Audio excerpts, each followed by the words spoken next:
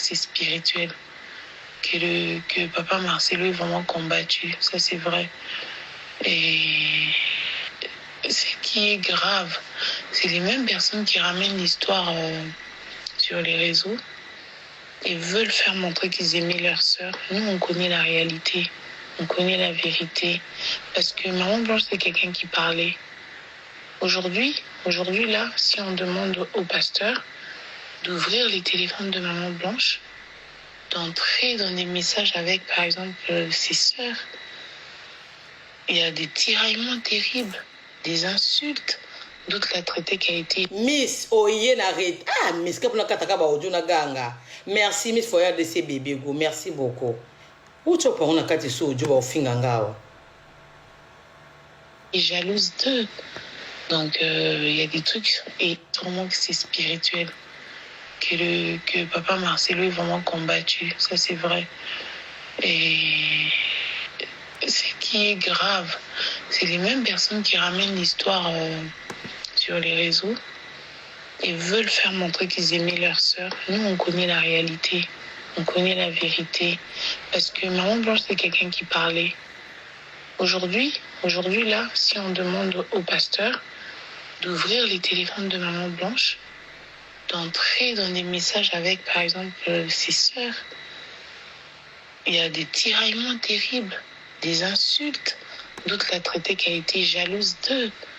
Donc, il y a des trucs, et c'est normal, ça arrive dans toutes les familles.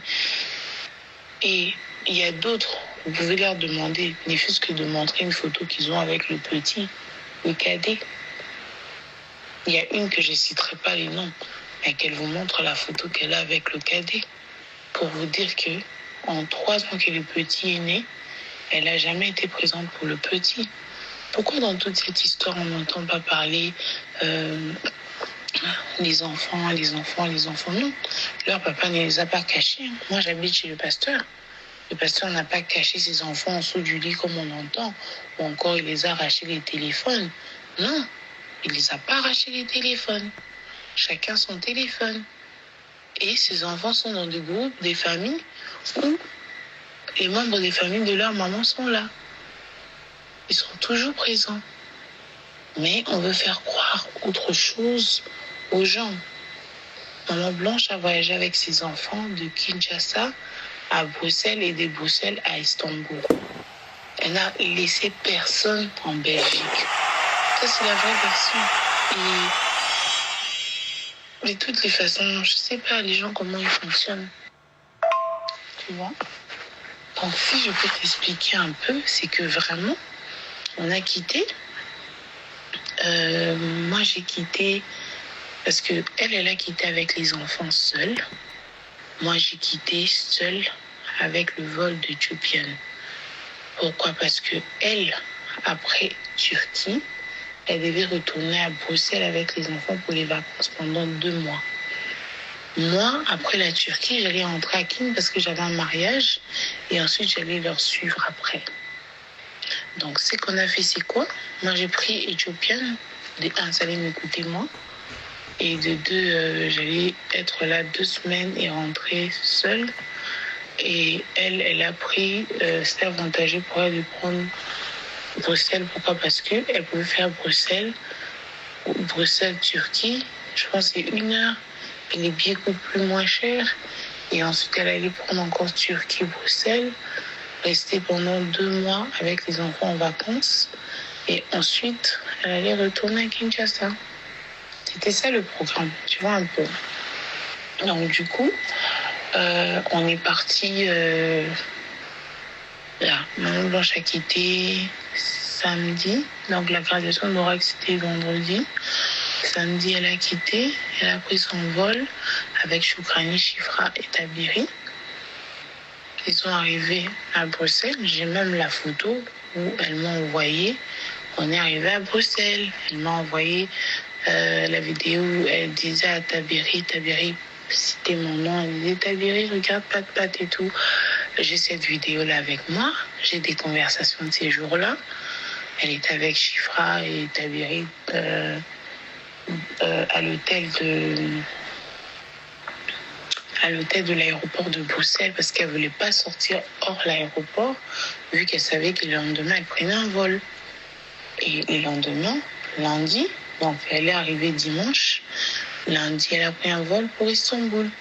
Moi, dimanche, je suis arrivée à 10 et à minuit, j'ai pris un vol pour Istanbul. Je suis arrivée à 6 heures. Donc moi, je suis arrivée avant elle à 6 heures.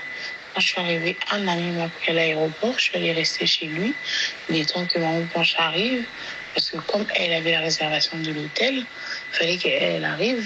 Elle met tout. On se croise à l'hôtel et c'est comme ça qu'on allait commencer notre séjour. Donc vous pensez, moi ce qui me choque, c'est comment les gens pensent que le pasteur a tué Maman Blanche. Mais c'est fou. Il y a combien de versions? Et les gens sont fous.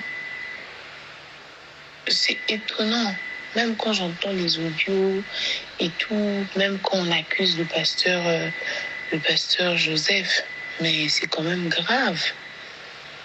Le pasteur Joseph, c'est parmi les bras droits de Maman Blanche. Aujourd'hui, la famille de Maman Blanche ose quand même pointer du doigt les gens qui ont réellement été là pour Maman Blanche. C'est étonnant.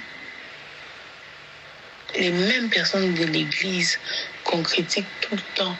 Et les gens de l'Église, ce sont eux qui ont été des vrais piliers pour elle.